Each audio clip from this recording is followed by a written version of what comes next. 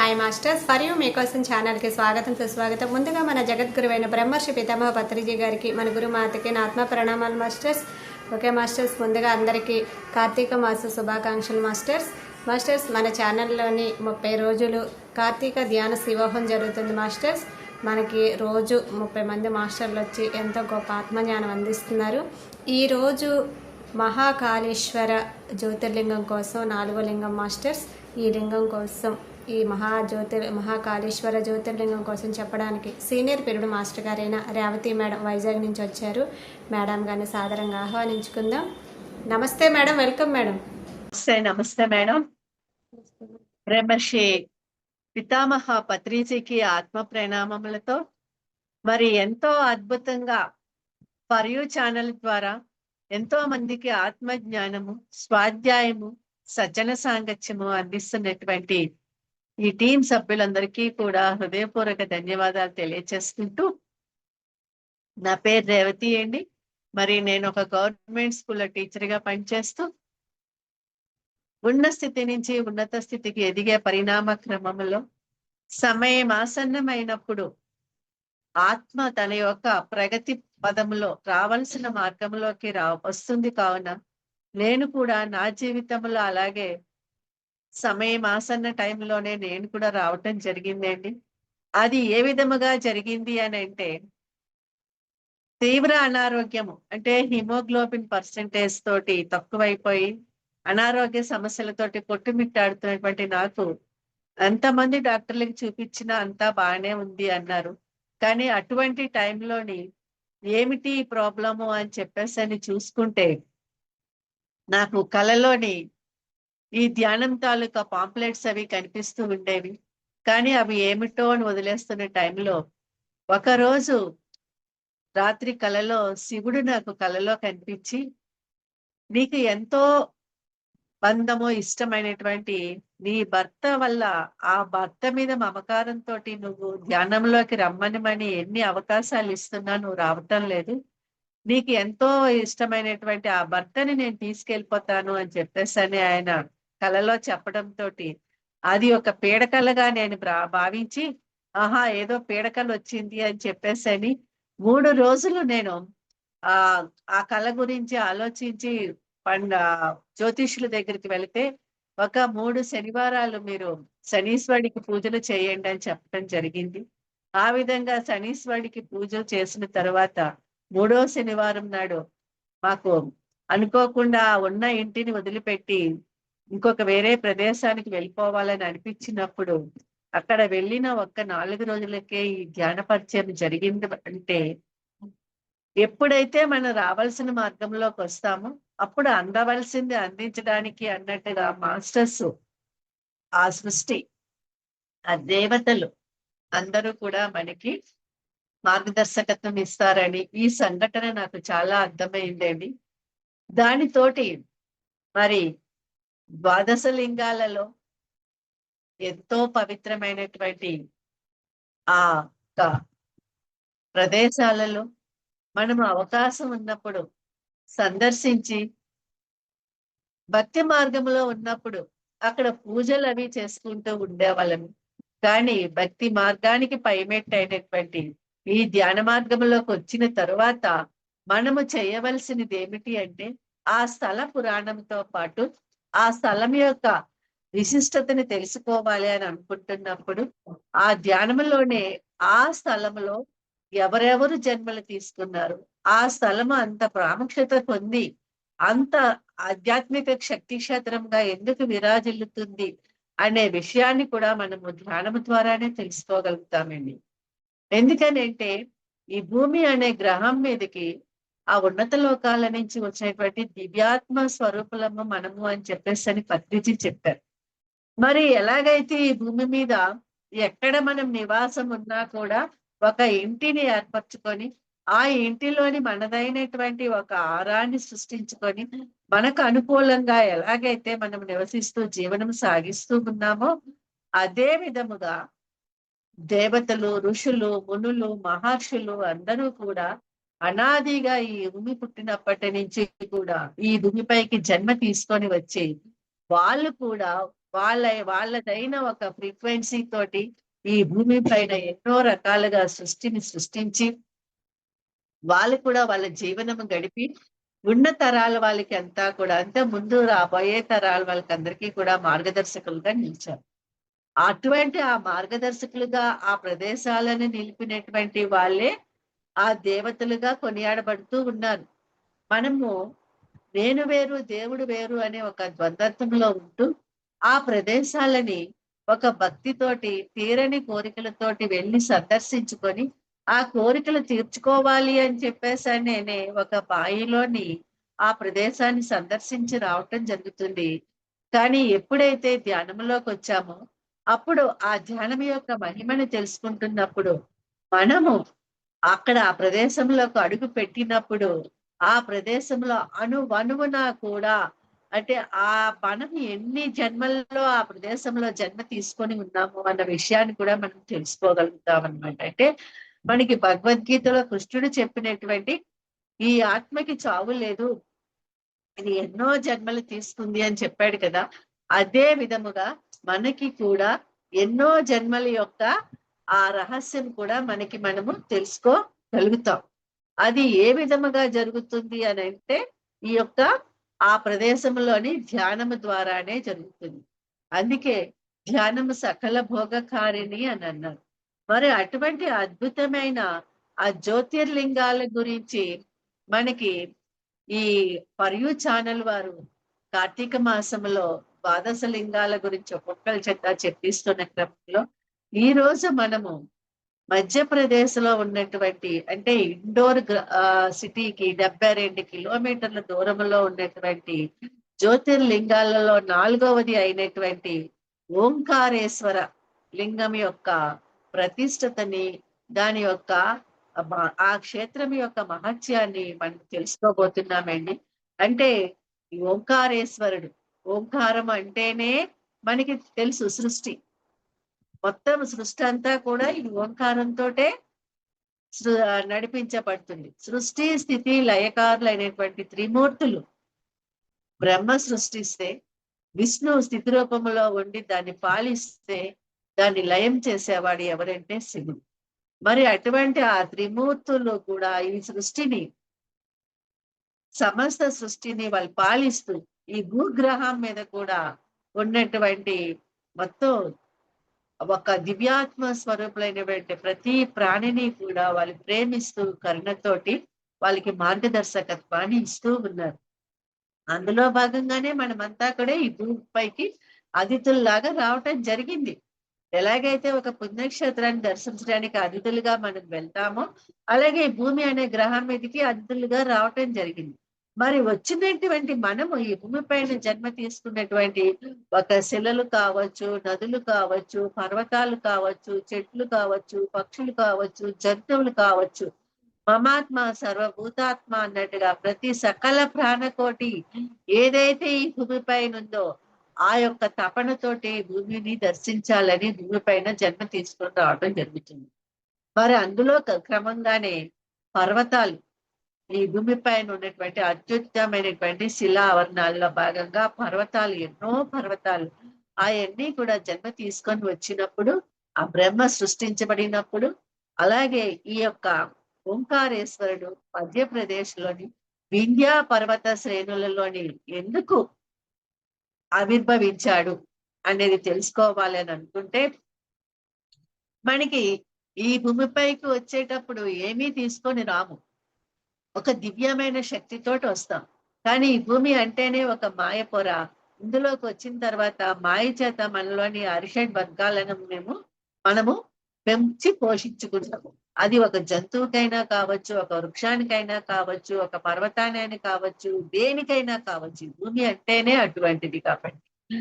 So అదే విధముగా ఈ వింధ్యా పర్వతాలు, మేరు పర్వతాలు రెండు కూడా ఉంటున్నప్పుడు వింధ్యా పర్వతం అనుకునేదంట, నేను చాలా శక్తివంతురాలిని, ఈ భూమి పైన జన్మ తీసుకోవడం అంటేనే ఒక పర్వతముగా జన్మ తీసుకోవటం అంటేనే ఒక దివ్యమైన శక్తి ఉన్నట్టు లెక్క. ప్రతి ప్రాణి ఈ భూమి పైన జన్మ తీసుకున్న ప్రతి ప్రాణిలో కూడా అనంతమైన శక్తి ఉంది, ఒక అద్భుతమైన దివ్య శక్తి ఉంది. మరి అటువంటి శక్తి నాలోని కూడా ఉంది. కానీ ప్రజలంతా కూడా అందరూ కూడా మేరు పర్వతం చుట్టూ అక్కడ ఉన్నటువంటి లింగాలకి ప్రదర్శన చేస్తూ మేరు పర్వతం చుట్టూనే ఎందుకు వాళ్ళంతా తిరుగుతూ ఉన్నారు, నా చుట్టూ ఎందుకు తిరగటం లేదు అని చెప్పేసని అహంకారంతో వాపోతూ ఉండేదంట. నాలో ఉన్నదేమిటి, మేరు పర్వతంలో ఉన్నదేమిటి, ఇద్దరిలోనే ఉన్నది ఒక్కటే కదా, ఒక అద్భుతమైన దివ్య శక్తి. మరి అలాంటప్పుడు నన్ను నన్ను దర్శించడానికి రాకుండా ఆ మేరు పర్వతం చుట్టూనే ఎందుకు తిరుగుతున్నారు అనేటటువంటి ఒక పోలిక రావడంతో తనలోని ఒక అహంకారము ఉదయించినప్పుడు ఏమైందంటే, నేను మేరు పర్వతానికి తక్కువ కాదు, నేను మేరు పర్వతం లాగే ఉండాలి అనుకొని ఉంటున్నప్పుడు అదే టైంలోని మన త్రిలోక సంచాలకులైనటువంటి నారదుల వారు ఆ ప్రదేశం నుంచి వెళ్ళిపోతూ ఉన్నప్పుడు మన వింధ్యా పర్వతము మా నారదుల వారిని అడిగిందంట, నాకు కూడా మేరు పర్వతం లాగే నన్ను జనాలంతా కూడా నన్ను ఆకర్షించాలి, నా చుట్టూ ప్రదక్షిణలు చేయాలి, నాలో ఉన్న శక్తిని తెలుసుకోవాలని నేను అనుకుంటున్నాను, కానీ నాకెందుకు వాళ్ళంతా ఇచ్చేయటం లేదు అని చెప్పేసానంటే నారదుడు అన్నాడంట, ఈ సృష్టి అంతా కూడా బ్రహ్మ చేత సృష్టించబడి విష్ణువు చేత పాలించబడి శివుడి చేత లయమవుతుంది అని అంటే ఆ త్రిమూర్తుల యొక్క ఒక్క మార్గదర్శకత్వంలోనే నడుస్తూ ఉంది. మరి నువ్వు నీ కోరిక అహంకారపూరితంతో కూడుకున్నటువంటి ఒక కోరిక కాబట్టి దీనిని నువ్వు సాధించాలి అని అంటే ఆ శివుడు నిన్ను నువ్వు ప్రసన్నం చేసుకుంటేనే నీకు కొత్తదనం అనేది వస్తుంది. అంటే ఏంటి, ఇప్పుడు ఏదైతే నీలో ఉందో దాన్ని అహంకారాన్ని నువ్వు లయం అంటే నీలో ఉన్న అహంకారాన్ని కరిగించుకొని అది నీలోనే నువ్వు లయం చేసేసుకుంటే అప్పుడు ఆ పరమేశ్వరి యొక్క సహకారంతో నీకు ఒక నిత్య నూతనత్వం వస్తుంది, దివ్యమైన నీలో ఉన్నటువంటి దివ్యమైన శక్తి బయటకు వస్తుంది అని చెప్పేసి అని తెలియచెప్పాడండి. చెప్తే అప్పుడు మన వింధ్యా పర్వతం వారు తపస్సు చేయటం మొదలు పెట్టారు. ఎవరి కోసము? పరమేశ్వరుడి కోసం తపస్సు చేశారు. తపస్సు చేసినప్పుడు ఆ తపస్సు కాలంలో తనలో ఉన్నటువంటి ఈ పోలికతో కూడినటువంటి అహంకార పూరితమైనటువంటి అరిషడ్ వర్గాలతో కూడినటువంటి ఏదైతే ఉందో ఆ గుణాలన్నీ కూడా ఆ తపస్సు సమయంలో కరిగిపోయాక అంటే లయం అయిపోయాక అప్పుడు ఆమెకి ఆ శివుడి యొక్క దర్శనం లభించిందండి. లభించినప్పుడు అప్పుడు వింధ్యా పర్వతము అడిగిందండి పరమేశ్వరుని, స్వామి అందరూ మేరు పర్వతం చుట్టే ప్రదక్షిణలు చేస్తూ మేరు పర్వతానికి ఆకర్షితులు అవుతున్నారు, నన్ను ఎవరూ పట్టించుకోవటం లేదు అని అంటే అప్పుడు శివుడు కూడా అదే విషయం చెప్పాడంట, అమ్మా తల్లి, నువ్వు ఒక అహంకార పూరితంతో నువ్వు నీలో ఉన్నటువంటి అరిషడ్ వర్గాలని నువ్వు జయించుకోలేకపోయావు కాబట్టి నువ్వు ఎవరిని ఆకర్షించలేకపోయావు. ఇప్పుడు నువ్వు చేసినటువంటి తపస్సు ద్వారా నేను అప్పుడు విద్యా పర్వతాల శ్రేణుల్లోని నేనున్నాను, మేరు పర్వత శ్రేణుల్లోని నేనున్నాను, కానీ నువ్వు నన్ను గుర్తించలేదు, నేను అక్కడే ఉన్నాను అన్న విషయాన్ని నువ్వు గుర్తించలేదు. ఎందుకంటే నువ్వంతా కూడా అరిషడ్ వర్గాలతోటి నింపి ఉన్నావు, నాకేమి తక్కువ, నేను ఎవరికన్నా తక్కువ అనే ఒక భ్రమలో ఉంటూ నీలో అరిషడ్ వర్గాలను నువ్వు పెంచి పోషించుకున్నావు. అందుకే నీలో అక్కడ ఉన్నటువంటి అణువణువున ఉన్నటువంటి ఆ దివ్యత్వాన్ని నువ్వు తెలుసుకోలేకపోయావు. కానీ మేరు పర్వతము నన్ను గుర్తించింది కాబట్టి ఆ ప్రదేశంలో ఉన్నటువంటి నా లింగాలన్నీ కూడా జనాకర్షణకి లోనయ్యి వాళ్ళంతా కూడా అక్కడ మేరు పర్వతాన్ని దర్శించుకోవడం జరుగుతుంది, ప్రదర్శించడం అంటే ప్రదక్షిణ చేయటం జరుగుతుంది అని చెప్పినప్పుడు అప్పుడు నీలో ఉన్నటువంటి అహంకారాన్ని మళ్ళీ నువ్వు ఎప్పుడైతే తెచ్చుకుంటావో అప్పుడు మళ్ళీ నీకు ఈ క్షేత్రం అన్నది ఒక మహాక్షేత్రముగా విరాజిల్లదు.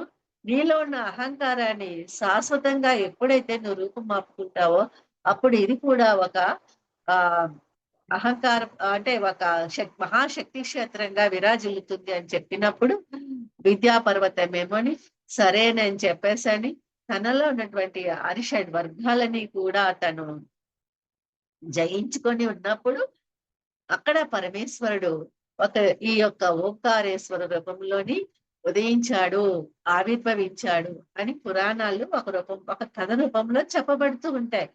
అంటే పురాణాలలోని ఏమి కథల రూపంలో వచ్చినా కూడా మహాభారతం చూసుకున్నా, రామాయణం చూసుకున్నా, భాగవతం చూసుకున్నా, ఏమి చూసుకున్నా కూడా ఆ కాలమాన పరిస్థితులలో వాళ్ళకున్న అవగాహనను బట్టి వాళ్ళు వాటిని రచించినప్పుడు కాలక్రమేణా అవి జనులకి ఒక మార్గదర్శకత్వం ఇవ్వటానికి, అందరిలో ఉన్నటువంటి ఆ ఆత్మ ఒక పరమాత్మ స్థితికి వెళ్ళటానికి అన్నట్టుగా సామాన్య ప్రజలకి కూడా అర్థమయ్యే విధముగా ఇటువంటి కథలను కూడా జోడిస్తూ వాటిల్లో ఆ క్షేత్ర మహిమల్ని తెలియచేయటానికి, తద్వారా అక్కడ మనిషిలో ఉన్నటువంటి ఈ మాయని జయించి వాళ్ళల్లో ఉన్నటువంటి ఆ దివ్యత్వాన్ని తెలుసుకోవటానికే ప్రతి ఒక్క ఆత్మ కూడా అంటే ప్రయత్నిస్తుంది. అందులో భాగంగానే ఎంతో మంది ఋషులు, మహర్షులు, దేవతలు అందరూ కూడా ఈ భూమిని సందర్శించడం జరుగుతుంది అని మనకి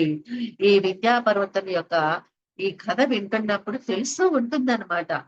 అదే విధముగా ఇప్పుడు మరి విద్యా పర్వతంలో ఆ యొక్క ఓంకారేశ్వరుడు విద్యా పర్వతం కోరుకుంది కాబట్టి అక్కడ ఆవిర్భవించాడు అని చెప్పేసి అని ఒక స్థల పురాణం ప్రకారం తెలుసుకుంటే, వేరొక స్థల పురాణం ప్రకారము ఏమని చెప్తారంటే, దేవదానవులకి యుద్ధం జరిగినప్పుడు దేవదానవులు అంటే ఎవరు? దానవులు అంటేనే అరిషడ్ వర్గాలతోటి నిండి ఉన్నవారు. దేవతలు అంటే సత్యంతో ప్రయాణం చేసేవారు. తామే ఒక దివ్యమైన ఆత్మ స్వరూపులు దేవతలు.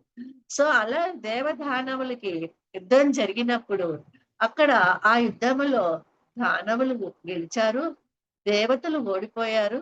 మరి అప్పుడు దేవతలు ఇంకా దిక్కుతోచని సమయంలో వెళ్ళి ఆ పరమేశ్వరుని ప్రార్థించినప్పుడు పరమేశ్వరుడు ఏమని వాళ్ళని కరుణించి అక్కడ సృష్టికి మూలము ఓంకారము కాబట్టి ఆ ప్రదేశంలోని ఒక ఓంకారేశ్వర రూపముగా ఆవిర్భవించాడు.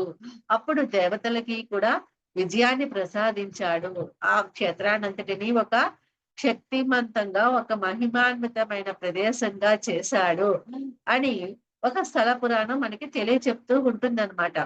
అంటే ఏంటి ఇప్పుడు ఈ ఓంకారేశ్వరుడు అనేది ఒక్క జ్యోతిర్లింగములోనే ఒక్క లింగమే కాకుండా అక్కడ ఎలా ఉంటుందంటే, ఇది ఒక ఆత్మ పరమాత్మలకి ప్రతీకగా ఉంటుందంట ఈ ఓంకారేశ్వర లింగం. ఆత్మ పరమాత్మకి ప్రతీకలుగా ఉంటుంది అని అనటానికి ఇందాక మనం చెప్పుకునేటువంటి ఆ విద్యా పర్వతం యొక్క కథ కూడా మనకి ఈ విషయాన్ని తెలియచేస్తుంది.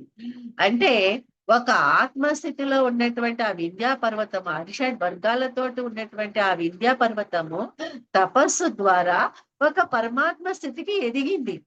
అలాగే ఆ క్షేత్రాన్ని దర్శించాలనికి మనమంతా కూడా ఆ క్షేత్ర దర్శనానికి వెళ్ళినప్పుడు ఒక ఆత్మస్థితిలో ఉన్నటువంటి మనము ఆ పరమాత్మ స్థితికి వెతకడానికి కావలసినటువంటి ఆ యొక్క సత్యాన్ని మనలో స్థితం చేసుకోవాలి అని అంటే మన లోపల ఉన్నటువంటి అరిషడ్ వర్గాలని మనం జయించగలగాలి.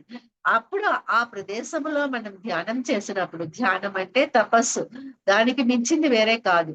అయితే అక్కడ ఆ ప్రదేశంలో మనము తపస్సు చేసినప్పుడు, ధ్యానం చేసినప్పుడు మన లోపల తెలియకుండానే ఎన్నో జన్మల నుంచి మనతో పాటు వస్తున్నటువంటి గుణాలు, అరిషడ్ బంధాలు అనే గుణాలు మన డిఎన్ఏతో పాటు క్యారీ ఫార్వర్డ్ అవుతూ వచ్చేటువంటి ఆ గుణాలన్నీ కూడా ఆ ప్రదేశంలో మనం తపస్సు చేసినప్పుడు కరిగించబడి ఈ ఆత్మ ఒక పరమాత్మ స్థితికి చేరుకోగలదు అని తెలియచెప్పటానికి ఇక్కడ ఈ ఓంకారేశ్వర క్షేత్రం యొక్క మహత్యంలో భాగంగా ఆ క్షేత్ర మహత్యాన్ని కూడా మనం తెలుసుకోగలుగుతాం అన్నమాట. అంటే అది ఒక ఆత్మ పరమాత్మలకి ప్రతీకగా ఆ క్షేత్రం ఉంటుంది అని చెప్పేసని. అందుకని చెప్పేసని ప్రతిరోజు శివుడు ఆ క్షేత్రంలో రాత్రిపూట నిద్రించడానికి వస్తూ ఉంటాడని వాళ్ళందరి యొక్క నమ్మకం. అదే విధముగా పార్వతీదేవితోటి పాచికలు కూడా ఆడుతూ ఉంటాడు అని చెప్పేసని వాళ్ళంతా కూడా అక్కడ నమ్మకంతో ఉంటారన్నమాట. సృష్టికి మూలం ఓంకారమే కాబట్టి ఆ ప్రదేశము అటువంటి ఒక్క లింగం ఉండి ఈ రెండిటిల్ని కూడా ఆ క్షేత్రము ఎంతో ఒక ఉన్నతమైన క్షేత్రముగా పరిగణించబడుతూ ఉంటుంది. ఈ ఓంకారేశ్వరుని దర్శించుకున్న వాళ్ళంతా కూడా ఈ మమలేశ్వరుని కూడా దర్శించుకుంటారంట. అంటే ఉత్తరాన ఈ వింధ్యా పర్వతం దగ్గర ఈ ఓంకారేశ్వరుడు ఉంటే అక్కడ దక్షిణాన్న ఎదురుగుండానే మమలేశ్వరుడు ఉంటాడనమాట. ఈ రెండు లింగాలని కలిపి అంటే ఇక్కడ ఈ క్షేత్రానికి ఇక్కడ ఈ రెండు లింగాలలో ఉంటున్నప్పుడు ఈ క్షేత్రాన్ని మొత్తాన్ని కూడా అమ్మవారి రూపంలోని పాలిస్తున్నది ఎవరు అనంటే అన్నపూర్ణాదేవి. అన్నపూర్ణాదేవి అంటేనే సకల ప్రాణకోటికి, జీవనానికి, మనుగడికి మూలం. మనకి పత్రి సార్ చెప్తూ ఉంటారు. మనము తీసుకున్న ఆహారమే మన ఆలోచనల్ని సృష్టిస్తుంది అని చెప్పేసని. మనం ఎటువంటి ఆహారాన్ని తీసుకుంటే అటువంటి భావనలే మనలో కలుగుతాయి అని చెప్పేసని. అందుకని చెప్పేసే శుద్ధ సాత్విక ఆహారాన్ని తీసుకోవాలి అని చెప్పేసని మనకి శాకాహారానికి విశిష్టత గురించి తెలియచెప్పినప్పుడు తద్వారా ధ్యానము కూడా స్థితం అవ్వటానికి ఆ ధ్యానంలో మనము పరమాత్మ స్థితికి చేరుకోవటానికి కూడా ఈ యొక్క ఆహారం అనేది చాలా ముఖ్య పాత్ర వహిస్తుంది అని చెప్పేసి అని తెలియజేయటంలో భాగంగానే అన్నపూర్ణాదేవి కూడా అక్కడ ఉంటుంది అని అంటే ఈ ఆత్మ ఒక పరమాత్మ స్థితికి చేరుకోవటానికి అన్నపూర్ణాదేవి యొక్క శక్తి కూడా అక్కడ ఉన్న వాళ్ళకే కాకుండా ఆ క్షేత్ర మహత్యం గురించి తెలుసుకున్న వాళ్ళకి, విన్న వాళ్ళకి కూడా అందించబడుతుంది అనే ఒక ఆ నమ్మకము, విశ్వాసము కూడా అక్కడ ఏర్పాటయ్యాయండి. అందుకని చెప్పేసి అక్కడ నిత్య అన్నదానం కూడా జరుగుతూ ఉంటుందన్నమాట. అదే విధముగా ఈ ఖన్వా జిల్లాలో ఉన్నటువంటి వింధ్యా పర్వతాలలో ఈ అమరేశ్వరుడు దగ్గర 5 ముఖాలతో కూడినటువంటి పంచలింగాలు కూడా అంటే వైద్యనాథు ఇలాగనమాట. చిన్న చిన్న అంటే ఎలాగా గుడులు ఉంటాయో ఒక ప్రదేశంలోనే అలాగే ఈ 5 లింగాల గుడులు కూడా ఉండేటప్పటికి అక్కడ ఆ లింగాల చుట్టూ అందరూ ప్రదక్షిణ చేసినప్పుడు అక్కడ అంటే ప్రదక్షిణ అంటే మనము గుళ్ళు చుట్టూ తిరుగుతూ ఉంటాం. కానీ ఆ ప్రదక్షిణ ఎక్కడికి చేయాలి అని అంటే మన లోపల మనమే చేయాలి. పంచభూతాలు చుట్టూ మనలో ఉన్నటువంటి అష్ట ఐశ్వర్యాల చుట్టూ మనం ప్రదక్షిణ చేసినప్పుడు అవి మనకి వశమవుతాయి. అంటే మనలో ఉన్నటువంటి వివిధ నాడులు, గ్రంథుల చుట్టూ మనం ప్రదక్షిణ చేయగలిగినప్పుడు ఏమవుతుందంటే ఆ శక్తులన్నీ కూడా ఉత్తేజితం కాబడి అవన్నీ కూడా మనకి ఒక పరమాత్మ స్థితికి చేరుస్తూ ఉంటాయన్నమాట. మరి అటువంటి అద్భుతమైనటువంటి 5 లింగాలు భక్తి మార్గంలో ఉన్న వాళ్ళు అక్కడే అంటే ఆ ఓంకారేశ్వర క్షేత్రంలో ఉన్నటువంటి వైద్యనాథు ఇటువంటి కూడినటువంటి విగ్రహాలని ఆ గుడులని దర్శించుకోవటం ద్వారా వాళ్ళు కూడా ఎంతో శక్తివంతాన్ని పొందుతూ ఉంటారు. అయితే ఈ యొక్క ఓంకారేశ్వరుడు పురాణ కథల్లో ఎలా ఉంటున్నప్పుడు తర్వాత కాలంలోని ఈ యొక్క ఆత్మ పరిణామ క్రమంలోని ఎన్నో ఆత్మలు ఒక్కొక్క ప్రదేశంలోని జన్మలు తీసుకొని వస్తూ ఈ భూమిపైన అతిథులుగా వచ్చిన వాళ్ళు మళ్ళీ ఈ భూమిపై నుంచి వెళ్ళిపోయినప్పుడు మళ్ళీ ఆ ప్రదేశంలోకి ఇంకొక ఆత్మ జన్మ తీసుకొని వచ్చినప్పుడు మళ్ళీ ఆ ప్రదేశం యొక్క చైతన్యం కోసము తాను ఏ పని మీద వచ్చిందో ఆ పని చేయటానికి అన్నట్టుగా వస్తున్న క్రమంలో ఆత్మ పరిణామ క్రమంలోనే మాందాత రాజు అనేటువంటి ఒక రాజు అక్కడ జన్మ తీసుకోవటం జరిగిందనమాట మధ్యప్రదేశ్ లోనే. అప్పుడు ఆయన పరమ శివభక్తుడు అనమాట. అంటే ఏంటి ఇదంతా ఈ ఆత్మ సృష్టి ఓంకారంతో మొదలైంది అని అంటే ఆ ఓంకార నాదంలోంచి జనించేటువంటి బీజాక్షరాల ద్వారానే ఏమవుతుందంటే ఈ సృష్టి అంతా ఒక శక్తివంత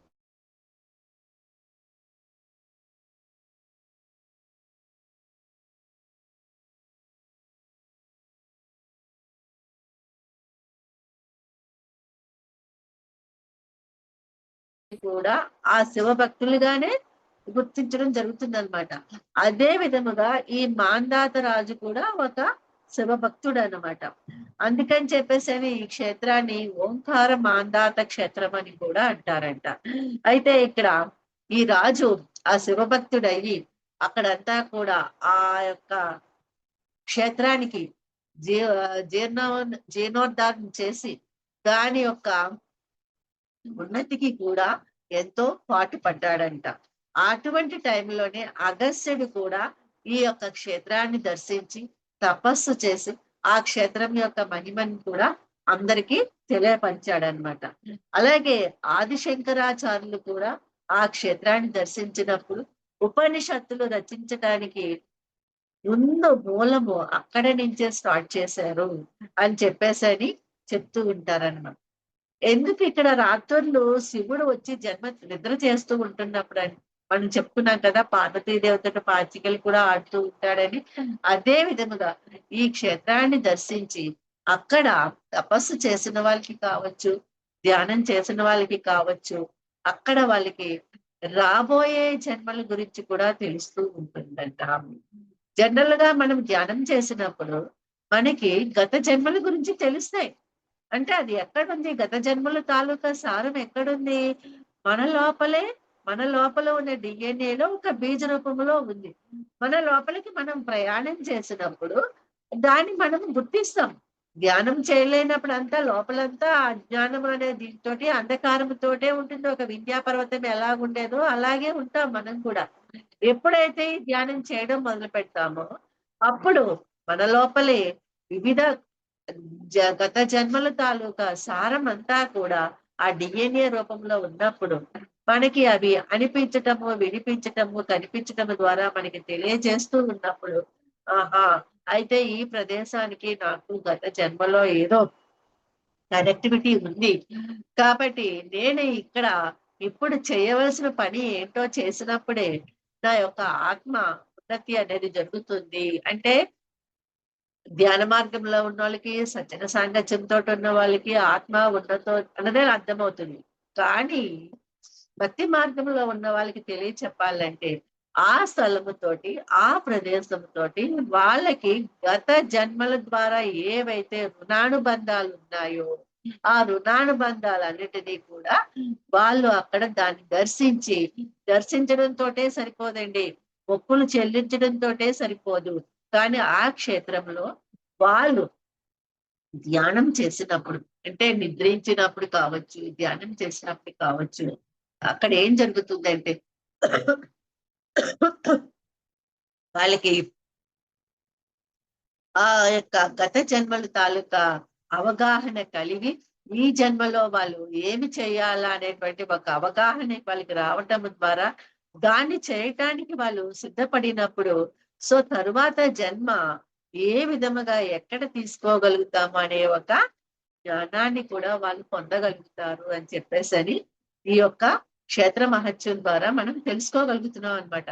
మాంధాతరాజు కూడా అలాగే గత జన్మ తాలూకా ఆ యొక్క రహస్యాన్ని తెలుసుకొని తాను ఎందుకు అక్కడ జన్మ తీసుకున్నాడా అనే విషయాన్ని గ్రహించి తాను ఆ క్షేత్రాన్ని ఎంతో జీర్ణోద్ధారణ చేసి దాన్ని మళ్ళీ కూడా ప్రాశస్యంలోకి తీసుకొచ్చినప్పుడు ఆ ఓంకారేశ్వర మహాక్షేత్రము ఎంతో అద్భుతంగా అక్కడ విరాజిల్లుతూ ఉంది.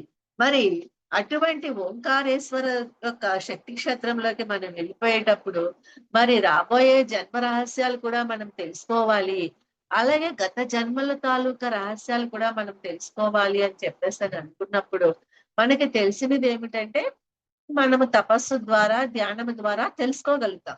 మరి ఆ తపస్సు, ధ్యానము అన్నది రావాలి అని అంటే కూడాలి, అది అందులో మనం లయం అవ్వాలి అని అంటే మరి ఇందాకలా మనం చెప్పుకున్నట్టుగా విద్యా పర్వతాలలోని తను విద్యా పర్వతమే, ఒక పర్వతమే చూడండి.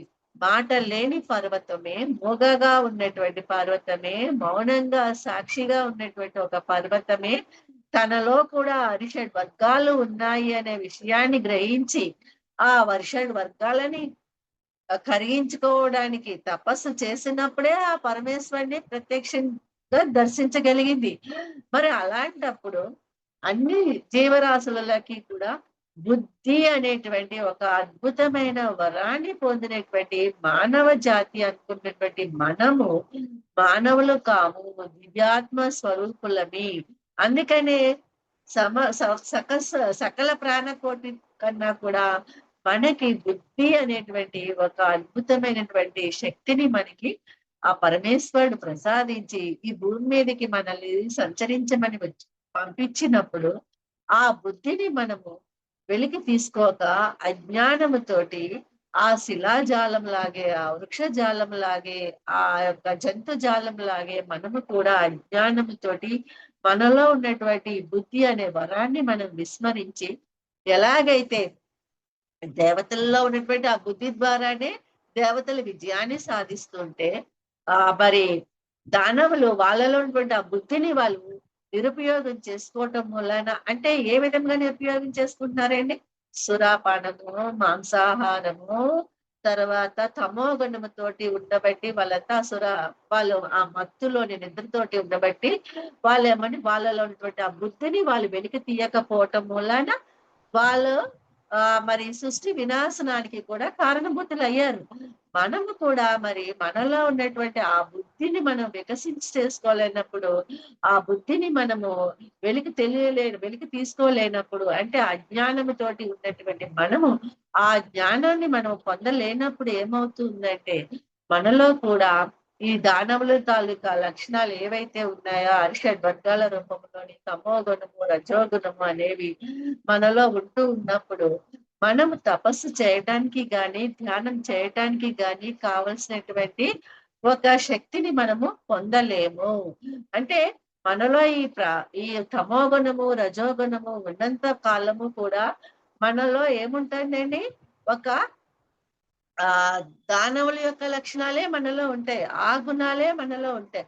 ఎప్పుడైతే మనం తమో గుణము నుంచి, రజో గుణము నుంచి సత్వగుణంలోకి ప్రవేశిస్తామో, వింధ్యా పర్వతం ఎప్పుడైతే ఒక సత్వగుణంలోకి వచ్చిందో, అప్పుడే పరమేశ్వరుడు ఎలాగైతే ప్రత్యక్షమయ్యి అతనికి ఆత్మ ఆ పర్వతాదీని నుంచి ఒక అద్భుతమైనటువంటి ఒక మహా ఉన్నతాత్మ కింద దాన్ని ఎలాగైతే పరిణామ క్రమంలో ముందుకు నడిపించాడో, అలాగే మనము కూడా సత్వగుణంలోకి వచ్చినప్పుడే నేను అంటే ఒక ఆత్మని కాదు, నేను అంటే ఒక పరమాత్మని అని చెప్పేసి ఒక సత్యాన్ని మనం తెలుసుకోగలుగుతాం.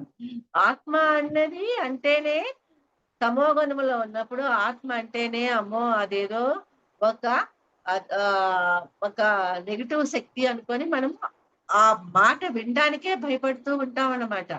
కానీ ఎప్పుడైతే ఆ తమో గుణాన్ని దాటి రజోగుణంలోకి వస్తామో, అప్పుడు ఆహా నేను అంటే నేను ఆత్మనేనా, అందరిలాగే నేను అనుకొని ఎలాగైతే వింధ్యా పర్వతం మేరు పర్వతంతో పోల్చుకుందో, అలాగే అందరిలాగే నేను కదా, నేను అందరిలాగే ఆళ్ళకి నాకు ఏమీ తేడా లేదు. నేను ఒకటే, ఆళ్ళు ఒకటే. ఆళ్ళు ఏది చేశారో అది నేనే చేసేస్తే చాలు. నేనేం చేస్తానో అదే ఆళ్ళు చేస్తున్నారు కదా అని చెప్పేసని.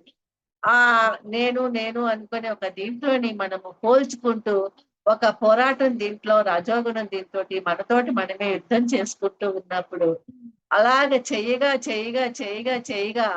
ఎన్నో జన్మల నుంచి ఉన్నటువంటి ఆ వాసనలన్నీ కరిగిపోయాక, ఆ యొక్క తపన అంతా కూడా పోయాక, ఒకానొక సమయంలో ఏమవుతుందంటే, ఇయన్నీ పోయి సత్వగుణం తాలూకా ఒక విత్తన రూపంలోని సత్వగుణము మనలో ఆవిర్భవించినప్పుడు, ఆ విత్తనము మొలకెత్తి పెంచి పోషించబడుతూ ఉన్నప్పుడు, మనకి అప్పుడు ఆహా! నేను అంటే ఒక పరమాత్మ స్థితిలో ఉన్నటువంటి ఒక దివ్య ఆత్మని అని చెప్పేసని మనలో ఉన్నటువంటి శక్తుల్ని మనం తెలుసుకొని, ఆ శక్తుల్ని ఉత్తేజింప చేయడం చేసుకోగలుగుతాం అన్నమాట. తపస్సు ద్వారా, ధ్యానం ద్వారా. అంతవరకు కూడా మనలో ఉన్నటువంటి శక్తిని మనం బూడిదలో పోసిన పన్నీరులాగే నిరుపయోగంగానే ఉంచేసుకుంటాం. అది భక్తి మార్గంలో ఉండొచ్చు, ఏ పూజలు చేయకపోవచ్చు, సేవా మార్గంలోనే ఉండొచ్చు, లేదు ధ్యాన మార్గంలోనే ఉండొచ్చు.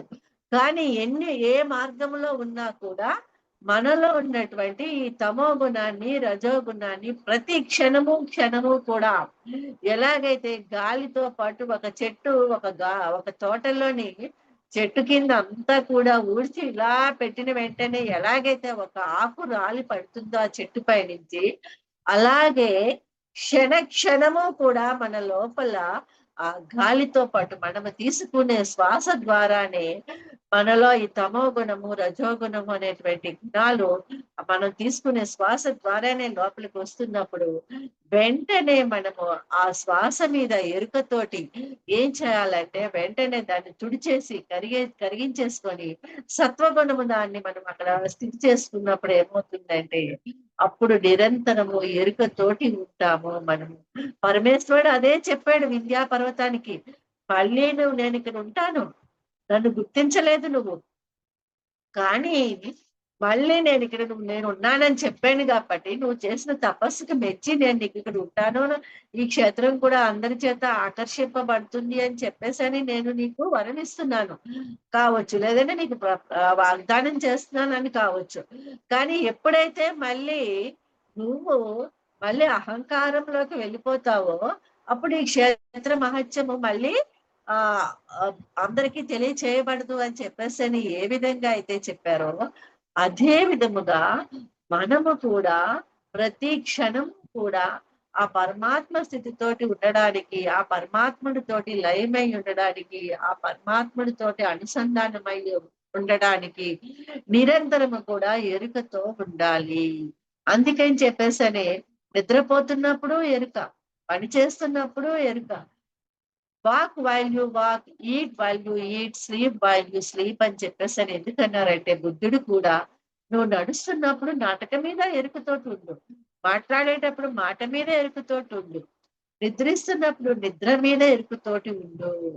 నిద్ర ధ్యానము ఒకేలాంటి స్థితి అని చెప్పేసని అనుకుంటున్నప్పుడు ఎరుక లేకుండా ఉన్నది నిద్ర అవుతే, ఎరుకతో ఉన్నది ధ్యానం అవుతుంది, ధ్యానముతో కూడిన నిద్ర అవుతుంది. అందుకే స్లీప్ వాల్యూ స్లీప్ అని చెప్పేసి అని అన్నారు. అంటే నువ్వు నిద్రపోతున్నప్పుడు నన్ను నేను మర్చిపోయి, అంటే మనల్ని మనం మర్చిపోయి ఆదమరపపు నిద్రపోకూడదు అని చెప్పారు. ఎరుకుతో కూడిన నిద్ర పోవాలి.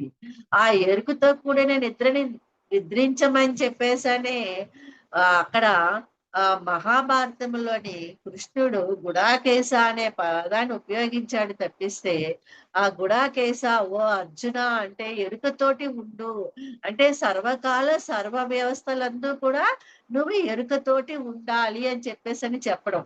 అలాంటప్పుడు ఆ ఎరుకతోటి ఉండడం అనేది ఈ శరీరానికి కావలసినటువంటి ఆ మైండ్ కి కావలసినటువంటి ఆ బుద్ధి పరిణామ క్రమంలో ఉన్న స్థితి నుంచి ఉన్నత స్థితికి చైతన్యం చెందటానికి మరి అక్కడ ఆ మైండ్ కి అంటే ఆత్మని ఎప్పుడైతే మనం శూన్యం చేసుకోగలుగుతామో, ఎప్పుడైతే అంటే నిర్గుణ స్థితిలోకి వెళ్ళగలుగుతామో అప్పుడే మనము ఆ యొక్క గుడాకేశ స్థితిలో ఉండగలుగుతాం.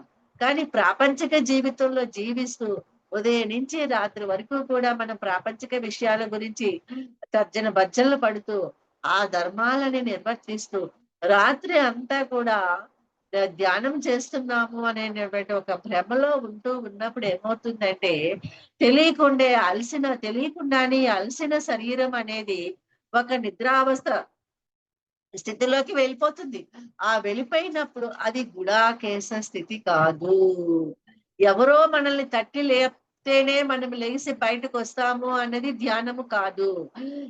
ఎరుకతోటి ఉంటూ అది ప్రతి క్షణము కూడా ఆ ఎరుకతోటి ఈ సృష్టిలో జరుగుతున్న ప్రతి దాన్ని మనము గమనించగలిగినదే గుడాకేశ స్థితి అని చెప్పేసి భగవద్గీతలో కృష్ణుడు చెప్పాడు. కానీ అటువంటి స్థితిని మనం పొందాలి అని అంటే మనము జీవిస్తున్నటువంటి ఈ ప్రాపంచిక జీవితంలో ఉన్నటువంటి ఈ పగను ప్రాపంచిక జీవితం అంతా కూడా ప్రతి ఒక్కరితోటి మన ఒక వ్యవహారాలు, ఆహార పానీయాలు అన్నీ కూడా ఎలా ఉండాలి అని అంటే ఒక నిర్గుణ స్థితిలో ఉన్నట్టుగా ఉండాలి.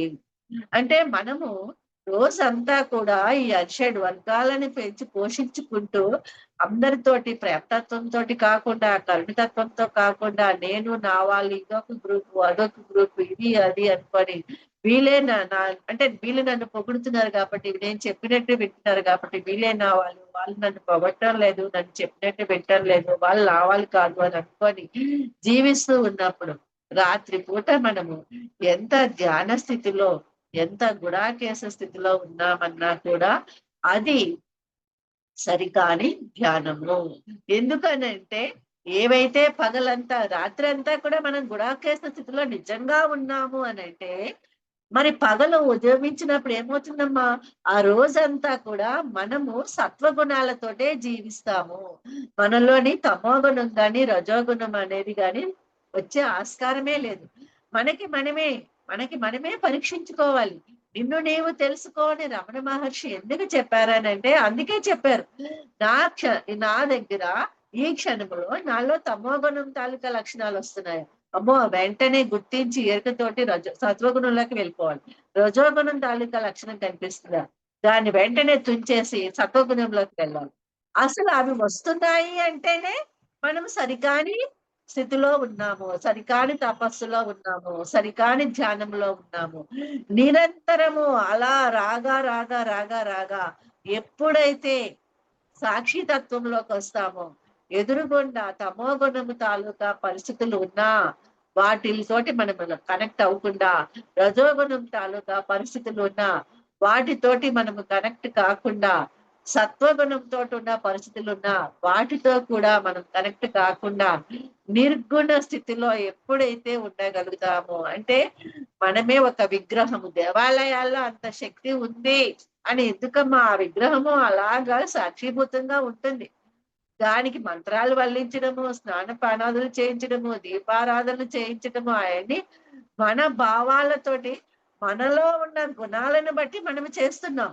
ఎవరు ఏది చేసినా కూడా ఆ విగ్రహము అలాగే చూస్తూ ఉంటుందన్నమాట. అంటే ఆ విగ్రహములానికి ఉన్నటువంటి ఆ నిగ్రహ శక్తిని మనము నిర్గుణం ద్వారా పొందగలిగినప్పుడే, ఆ నిగ్రహ శక్తి మనలో వచ్చినప్పుడే మనము కూడా ఒక విగ్రహము కాగలము. అంటే మనము కూడా ఒక పరమాత్మ కాగలము. ఈ సత్యాన్ని, ఈ జ్ఞానాన్ని అవగతం చేసుకుంది కాబట్టే మేరు పర్వతం చుట్టూ ఆ యొక్క లింగాలన్నీ కూడా ఉండగలిగాయి. అంటే మేరు పర్వతం చుట్టూ, మేరు పర్వతంలో ఆ లింగాలు ఎందుకున్నాయి అనంటే, మన దేహమే ఒక దేవాలయం అనుకున్నప్పుడు, మన దేహంలో ఉన్నటువంటి వివిధ గ్రంథులు, నాడులు కూడా ఒక్కొక్క లింగ రూపంలోని, ఒక్కొక్క చైతన్య రూపంలోని మనలోనే ఉన్నాయి. మరి మనలో ఉన్నటువంటి ఆ యొక్క గ్రంథులు, నాడులు అన్నీ కూడా వాటి వాటి ధర్మాలని అవి నిర్వర్తిస్తూ ఉన్నప్పుడు, మనము కూడా వాటితోటి మమేకము కాకుండా సాక్షిగా గమనిస్తూ, అంటే చూడండి, ఒక బీపీ, పీనియల్ గ్లాండ్ ఎక్కువగా అంటే బీపీకి సంబంధించేటువంటిది ఎక్కువైనప్పుడు ఏమవుతుంది? మనలో రజోగుణం ఉత్పన్నం అయిపోతుంటుంది. బ్లడ్ ప్రెషర్ ఎక్కువైనప్పుడు. ఆ నాడి తన ధర్మాన్ని అది నిర్వర్తిస్తూ ఉన్నప్పుడు, దాన్ని మనం సాక్షిగా గమనించాలి గాని, ఆ నాడి ఆ గ్రంథితోటి మనం మమేకం అయిపోయాము అనంటే, ఆ యొక్క పౌరుషపూరితమైనటువంటి ఆ యొక్క పదజాలము, చర్యలు అన్నీ మనం చేస్తూ ఉంటాం. అలాగే మన ఇక్కడ ప్యాంక్రియాస్ గ్లాండ్ ద్వారా షుగర్ అది వస్తుంది అనంటే, ఆ గ్రంథి యాక్టివేట్ అవుతున్నప్పుడు, మనం దానితోటి మమేకమైకుండా, అంటే ఆ గ్రంథే మనం అయిపోకుండా, దాన్ని మనము ఎప్పుడైతే నిర్గుణ స్థితిలో ఉంటూ సాక్షిగా గమనిస్తూ ఉంటామో, ఆ గ్రంథి ఏమి రెస్పాండ్ అవ్వకుండా నిర్గుణ స్థితిలోనే ఉంటుంది. తద్వారా మనము ఆ యొక్క ఆహ్, ఆ గ్రంథికి సంబంధించినటువంటి అనారోగ్యం ఏదైతే ఉందో దాన్ని మనం దాని నుండి తప్పించుకోవచ్చు. అంటే చూడండి, ఇప్పుడు ఏదైనా సరే, ఎవరినైనా కావచ్చు, ఏ జంతువునైనా కావచ్చు, ఏదైనా మనం మచ్చిక చేసుకొని పిలిస్తేనే కదా అదొస్తుంది మన దగ్గరికి. పిలవకుండా దాన్ని మనం పట్టించుకోకుండా వెళ్ళిపోతే, ఒకరోజు వస్తుంది, 2 రోజులొస్తుంది, 3 రోజులొస్తుంది మన వెనకాతల. నాలుగో రోజు నేను ఎంత వెనకాతల పడినా కూడా అది వాళ్ళు పట్టించుకోవటం లేదని, ఎలాగైతే అది దూరంగా వెళ్ళిపోతుందో, మనల్ని పట్టించుకోకుండా అది వెళ్ళిపోతుందో, అదే విధముగా తమోగుణం తాలూకాకు సంబంధించినటువంటి నాడులు, గ్రంథులు అవి ఉత్తేజితమైనప్పుడు వాటిల్ని మనం పట్టించుకోకుండా వదిలేసినప్పుడు అవి మన నుంచి దూరం అయిపోతాయి. అదే రజోగుణం తాలూకవి, అదే సత్వగుణం తాలూకవి. అందుకనే మానవ మధురం, అవమానం మధురం అన్నారు పత్రి సార్. దేన్నైనా కూడా మనం ఒకేలాగా తీసుకోగలగాలని అంటే ఎప్పుడు తీసుకోగలుగుతాము? ఒక నిర్గుణ స్థితిలో ఉన్నప్పుడే తీసుకోగలుగుతాం అన్నమాట. ఏ గుణము లేకుండా ఉండడమే అంటే, ఒక తమో గుణములో ఉన్నా కరెక్ట్ కాదు. ఒక రజోగుణములో ఉన్నా కరెక్ట్ కాదు. ఒక సత్వగుణములో ఉన్నా కరెక్ట్ కాదు. అమ్మో! నేనంతా సత్వగుణాలతోటి ఉన్నాను. నేను సాత్వికుడిని. నేను నిజమైన భక్తుడిని. నాకేమీ పర్వాలేదు. నేను నిజంగా ధ్యానంలోని నేనెంతో సంపాదించాను. ఇన్ని సంవత్సరాల నుంచి ధ్యానం చేస్తూ ఉన్నాను.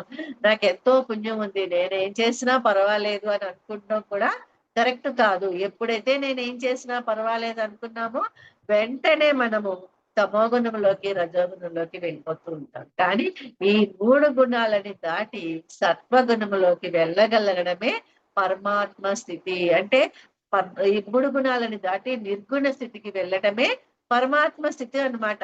అంటే ఏ గుణము మనలో ఉంచుకోకూడదు. ఏ గుణం ఉన్నా కూడా ఆ గుణము మళ్ళీ మార్పు చెందుతూ ఉంటుంది. ఏ గుణాలు లేకుండా ఖాళీ పాత్రలాగా నిర్గుణ స్థితిలో ఉండగలిగినప్పుడే ఆ క్షేత్రంలోని ఏదైతే ఉందో ఆ పరమాత్మని మనము దర్శించగలుగుతాము. అందుకే పర్వత పంక్తులంతా కూడానేమోని ఎక్కువగా శివాలయాలకి ప్రతీకలుగా నిలుస్తూ ఉంటాయన్నమాట. మరి ఈ కార్తీక మాసంలో కూడా ఎందుకండి ఎక్కువగా దీపారాధన జరుగుతూ ఉంటుంది? నదీ స్నానాలు అవి ఎందుకు జరుగుతూ ఉంటాయి? మాఘమాసం ఎక్కువగా నదీ స్నానాలకి ఆ సముద్ర స్థానాలకి ప్రతీక అయినప్పుడు మరి కార్తీక మాసంలో నదుల దగ్గర స్నానాలు చేసి దీపాలు వెలిగించడంలో అర్థం కూడా ఏంటి అని అంటే ఈ దేహం అనే దేవాలయాన్ని మనము స్నానము ద్వారా శుభ్రం చేసుకుంటున్నాం, కరిగించుకొని మనలో ఉన్నటువంటి అజ్ఞానాన్ని తొలగించుకోవటానికి, జ్ఞానం అనే వెలుతురుని వెలిగించుకోవటానికి అక్కడ ఒక దీపాన్ని వెలిగిస్తున్నాం. అది అంతా కూడా ఆ దీపాన్ని వెలిగించేసి స్నానం చేసేసి వచ్చిన తర్వాత మళ్ళీ మనము అక్కడ సకల ప్రాణకోటితోటి మిత్రత్వం అంటూనే తోటి ప్రాణుల్ని చంపి తీసుకోవటము, మళ్ళీ అదే దీనితోటి ఆ యొక్క అంటే ఒక మాంసాహారము తీసుకోవడమే హింస కాదు. మన యొక్క వాక్కు ద్వారా గాని, చేత ద్వారా కావచ్చు, ఎదుట వ్యక్తుల్ని హింసించడం కూడా ఒక హింసా మార్గమేనన్నమాట. మరి అటువంటి జీవనాన్ని మనం జీవిస్తూ ఉన్నప్పుడు ఎన్ని పూజలు చేసినా, ఎన్ని వ్రతాలు చేసినా, ఎన్ని దీపాలు వెలిగించినా కూడా మనము నిర్గుణులము కాలేము. అంటే పరమాత్మలమి కాలేము. మరి అటువంటి ఆత్మ ఎందుకు వస్తుంది ఈ భూలోకంలోకి? రాగా కొద్ది కొద్దిగా నేర్చుకోగా ఏదో ఒక రోజు పరమాత్మ స్థితికి వెళ్ళగలుగుతుంది కదా. మరి ఆ పరమాత్మ స్థితిలో ఉన్నా కూడా వాళ్ళకి కూడా పరీక్షలు తప్పవు. అందుకనిసే మరి దేవదానవుల యుద్ధంలో కూడా దేవతలు ఎందుకు ఓడిపోయారు? దానవులు ఎందుకు గెలవబడ్డారు అని అంటే ఎక్కడో దేవతల్లో కూడా ఆ సత్వగుణులైనా కూడా వాళ్ళల్లో కూడా ఎక్కడో ఏదో ఆ ఏంటంటే తమో గుణం తాలూకా గుణం తాలూకా ఒక్క చిన్న వెంట్రుక లాంటిది ఏదో వీచి ఉంటుంది. అందుకని చెప్పేసని ఆ యుద్ధంలో దానవులు విజయం సాధించి ఉంటారు. అది తీసుకోవాలి అని అంటే మళ్ళీ అది తొలగించుకోవాలంటే వాళ్ళు మళ్ళీ ప్రార్థించారు శివుణ్ణి. ఏ విధంగా ప్రార్థించారు? తపస్సుతోటి మళ్ళీ శివుణ్ణి ప్రార్థించారు. అంటే వాళ్ళల్లో ఉన్నటువంటి ఆ సత్వగుణములో ఉన్నా కూడా వాళ్ళలో వీచినటువంటి ఆ క్షణంలో వీచినటువంటి రజోగుణము సత్వగుణం తాలూకా ఆ యొక్క ధూళి ఏదైతే ఉందో వాళ్ళు దాన్ని తొలగించుకున్నప్పుడు మళ్ళీ నిర్గుణ స్థితిలోకి వెళ్ళగలిగినప్పుడు మళ్ళీ శివుడు వాళ్ళకి ప్రత్యక్షమయ్యి ఆ దేవతల యొక్క విజయానికి తను అక్కడ వాళ్ళకి నాంది పలికి ఆ క్షేత్రంలో ఆవిర్భవించాడు అని అంటే మరి ఎన్ని సంవత్సరాల నుంచి ధ్యానం చేస్తున్నా, ఎన్ని పుస్తకాలు చదివేస్తున్నా, ఎన్ని క్లాసులు వినేస్తున్నాం అనుకున్నా కూడా మనం ఎలా జీవిస్తున్నామో మన కుటుంబంతోటి, మన సన్నిహితులతోటి, మన సమాజంలోని మన జీవన విధానం ఎలా ఉంది అని చెప్పేసని మనం ఎప్పుడైతే ఎవరికి వాళ్ళమే మనల్ని మనం ప్రశ్నించుకుంటున్నప్పుడు మనలో ఉన్నటువంటి తమో గుణాన్ని, సత్వగుణాన్ని, ఆ యొక్క రజోగుణాన్ని కూడా మనము నిర్గుణం చేసేసుకుంటున్నప్పుడు ఏమవుతుందంటే అప్పుడు మన మనసు శూన్యమైపోతుంది, ఖాళీ అయిపోతుంది. ఆ ఈ భావాల తాలూకా ఏవి మన లోపల ఉన్నా కూడా మనసు శూన్యం కాదు. ఎందుకనంటే అక్కడ ఉన్నాయి కాబట్టి ఏదో ఉంది వెళ్తి దాని తాలూకా ఆ అంటే ప్రచ్ఛాయ నీడ మనకి కనిపిస్తూ ఉంటుంది. కాబట్టి తెలియకుండానే మనకి స్పష్టత రాదు మన పట్ల మనకి. ఏది లేనప్పుడే మన పట్ల మనకి స్పష్టత వస్తుంది. అది ఏ విధంగా అంటే చూడండి, పిల్లవాడు స్కూల్‌కి వచ్చినప్పుడు స్కూల్ అంటే ఎలా ఉంటుందో తెలీదు. ఏమీ తెలీదు. అలాగే స్కూల్‌కొచ్చినప్పుడు ముందు స్కూల్‌కి అని చెప్తే ఆనందంగా, ఆహా! నేను ఎక్కడికో వెళ్తున్నాను అనుకోని స్కూల్ వరకు ఆనందంగా వచ్చేస్తాడు. వచ్చాక అమ్మా ఇది స్కూలు, నువ్వు ఇక్కడే ఉండాలి, నేను వెళ్ళిపోతున్నాను అని చెప్పినప్పుడు ఏమవుతదమ్మా? అక్కడ వెంటనే ఏడుపు మొదలుపెడతాడు. అంటే ఏంటి? ఆహా! ఆ స్కూల్ అంటే ఇలా ఉంటుందా అనేటువంటి ఇదా? నేనేదో కోల్పోయి ఇక్కడ నేను ఉండాలి అనే ఒక భావన ఎప్పుడైతే వచ్చిందో, అప్పుడు భయంతో కూడినటువంటి ఒక దుఃఖం అనేది కలుగుతుందనమాట. అదే విధముగా మన జీవితంలో కూడా ఏవైతే భావనలు మనకు వస్తూ ఉన్నాయో, ఆ భావాల్ని వదలాలి. వదిలినప్పుడే ఆ భావాలను వదలాలంటే మనకి ఈ యొక్క తమోగుణము, రజోగుణం తాలూకా ఆ గుణాలు మనల్ని వదలలేము. ఈవెన్ సత్వగుణం తాలూకావి కూడా వదలలేము. ఎందుకనంటే వాటిని బందీలు చేసుకోవాలి అని చెప్పేసని. కానీ ఎప్పుడైతే వాటిల్ని వదులుతామో మనము, నిర్గుణ స్థితిలోకి వెళ్ళగలుగుతామో, అప్పుడే ఈ ఆత్మ ఉన్న స్థితి నుంచి ఉన్నత స్థితికి ఎదగడానికి ఈ భూమి మీదకి వచ్చిన సత్యాన్ని తెలుసుకోగలుగుతుంది. మరి అటువంటి సత్యాన్ని గ్రహించే క్రమంలోనే ఈ అష్టాదశ పీఠాలు కావచ్చు, శక్తి పీఠాలు కావచ్చు, జ్యోతిర్లింగాలు కావచ్చు, వీటన్నిటిని కూడా మనం దర్శించుకున్నప్పుడు మరి ఆ క్షేత్రంలోని అణువణువున కూడా మనము ఈ యొక్క తమోగుణము, రజోగుణము, సత్వగుణం తాలూకా వాటిని లయం చేసుకొని నిర్గుణ స్థితిలో ఉంటున్నప్పుడు వాటితోటి మనము అక్కడ మనం లయం అవ్వగలుగుతాము. ఈ భూమిపైకి మనం వచ్చిన పని ఏంటో అది మనం తెలుసుకోగలుగుతాము, చేయగలుగుతాము, నిర్వర్తించగలుగుతాము. మరి అందులో భాగంగానే మరి ఈ ఓంకారేశ్వర శక్తి క్షేత్రంలో మనకి మమలేశ్వరు, ఓంకారేశ్వరుడు ఇద్దరు కూడా అక్కడ అక్కడ ఉండి ఆ క్షేత్రాల్లోని ఆ ఇద్దరిని దర్శించుకోవడం ద్వారా మనకి పుణ్యం లభిస్తుంది అని చెప్పేసానంటే, అక్కడ అన్నపూర్ణాదేవి యొక్క అమ్మవారి రూపంలో నుండి పూజలు అందుకుంటుంది అని అంటే, అన్నపూర్ణ అంటేనే సస్యశ్యామలం, అందరికీ జీవాన్ని ఇచ్చేది. మరి అటువంటి జీవం అనేది ఒక శుద్ధ సాత్విక ఆహారంతో వస్తుంది అనేటువంటి ఒక ప్రసాద రూపంలోనే అక్కడ అన్నపూర్ణాదేవి అందించేటటువంటి ఆ శక్తిని మనం తీసుకోగలిగినప్పుడు మనలో ఉన్నటువంటి గుణాలన్నింటినీ కూడా మనం కరిగించుకొని ఒక పరమాత్మ స్థితికి ఆ క్షేత్ర దర్శన చేసుకొని రాగలిగినప్పుడే నిజంగా జ్యోతిర్లింగాలలో 4వ క్షేత్రమైనటువంటి ఈ ఓంకారేశ్వర క్షేత్రాన్ని మనం దర్శించుకున్నందుకు కావచ్చు, లేదు అని అంటే ఆ క్షేత్ర మహత్యం గురించి మనము తెలుసుకున్నది కావచ్చు, ఏదైనా సరే దాని వల్ల మనం పొందబోయే పుణ్యము మనము పొందాలి అనుకున్నప్పుడు అది ఏ విధముగా పొందగలుగుతామేంటి అని అంటే ఆచరణ. నిజ జీవితంలో మనము ఆచరిస్తూ మన లోపల టార్చ్ లైట్ గా వేసుకుంటూ మనల్ని మనం వెతుక్కుంటూ మనకి మనమేగా ఉన్నప్పుడే అప్పుడు ఎన్ని జ్యోతిర్లింగాలు 12 జ్యోతిర్లింగాలు ఎలాగైతే వచ్చాయో అలాగే మనము కూడా ఒక జ్యోతిర్లింగంగా ఈ భూమి పైన మనము విరాజిల్లగలుగుతాము. అప్పుడు మన నామధేయం ఏదైతే ఉందో ఆ నామధేయం తోటి మన కుటుంబంలో ముందు తరాల వాళ్ళు కావచ్చు, వెనుక తరాల వాళ్ళు కావచ్చు, ముందు తరాల వాళ్ళకి మార్గదర్శకత్వంగా మనం ఉంటే వెనుక తరాల వాళ్ళు ఈ తరములో మనము జన్మ తీసుకున్నందుకు వాళ్ళంతా కూడా ఏ లోకాలలో ఉన్నా కూడా మనకి వాళ్ళ యొక్క ఆశీస్సులు అంటే వాళ్ళ యొక్క ఆనందాన్ని మనకి అందిస్తూ ఉంటారు. ఆ ఆనందమే మనకి నిజ జీవితంలో సకల సౌకర్యాలని, అష్ట ఐశ్వర్యాలని అందిస్తూ ఉంటుందండి. అంటే అందుకే పితృదేవతలు అన్నారు. పితృలు అనలేదు, పితృదేవతలు అన్నారు. అంటే వాళ్ళు ఎప్పుడైతే ఈ భూమి పరిధిని దాటి ఉన్నత పరిధిలోకి వెళ్ళారో వాళ్ళు దేవతలే అయిపోయారు. కానీ మనము ఇక్కడ ఈ రాముడు కావచ్చు, శివుడు కావచ్చు, కృష్ణుడు కావచ్చు, బుద్ధుడు కావచ్చు, మహావీరుడు కావచ్చు, సత్సాయిబాబా కావచ్చు, షిరిడి సాయిబాబా కావచ్చు, ఎవరైనా కూడా వాళ్ళంతా కూడా పత్రి సారు వీళ్ళంతా కూడా ఏం చెప్పారనంటే ఈ భూమి పైన ఉంటూనే మీరు మానవులుగా ప్రాక్టీస్ చేస్తారు. అంటే మానవుల స్థితి నుంచి దేవతల స్థితి వరకు మీరు తెలుసుకొని ఆ విధంగా ఆచరించగలిగినప్పుడే మీరు ఆ ఉన్నత లోకాలలో మీకు ప్రవేశం కల్పించబడుతుంది.